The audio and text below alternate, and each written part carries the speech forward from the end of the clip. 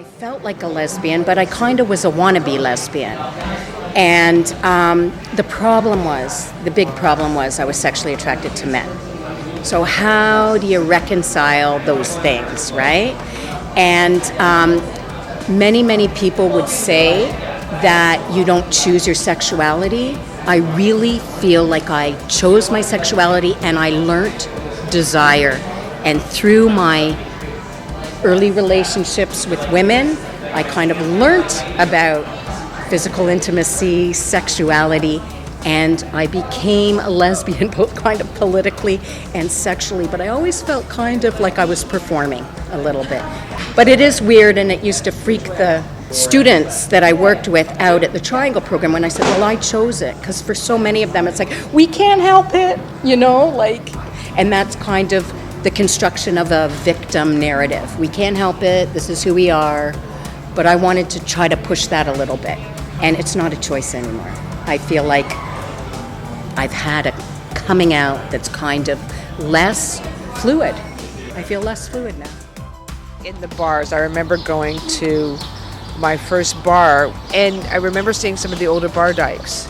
And I remember seeing, so this was like the 80s, late 70s, where it was, we were all supposed to be androgynous, and seeing, the butches and the femmes and thinking, oh my God, they're old-fashioned, they're old, it's like, how can they be doing that? Why can't they be doing this? And so I think in the bars, there was a fairly big separation of, we're young dykes, and so we're here, and the older ones are here, and, almost had separate areas in the bar. I'm sure that there were those who did some more sharing, but I didn't. That wasn't who I was at the time, and, thought we were all groovy in our young 20s. So the Monday after it happened, I go into my school. None of my colleagues say anything. Nothing. And everybody is talking about it, and I'm like, what is the radio silence? I walk into my first class, and of course the students say, Vanessa, are you okay?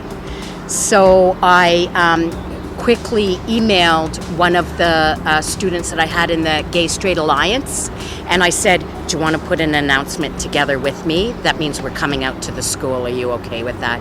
And we did this kick-ass announcement, and it was great. So it's kind of out of that radio silence and out of my rage. I just thought, what can I do that actually would have maybe a tiny bit of hope? And we did one that integrated kind of anti-homophobia and anti-Islamophobia. So, and it was great. So early on in my career, kind of getting paid to do activist work, I kept my eyes on the system. It's like the individual things that happened didn't matter. It's like, is there policy being written? Is the curriculum? What's happening with the administrators, with the teachers, blah, blah, blah. If I was to look at systems now, I'd quit, I'd slash my wrists, I don't know what I'd do. So where I find hope, and this sounds, again, milquetoast, it's in individual relationships with my students and collectively within the classroom or collegially or in groups or whatever, like in looking at the activist work of young people, in looking at OurSpace, oh my God, young gay men who are interested in history and stuff, and I'm not sucking up. That gives me hope. I'm serious. I couldn't believe it. And I heard about what you guys are doing.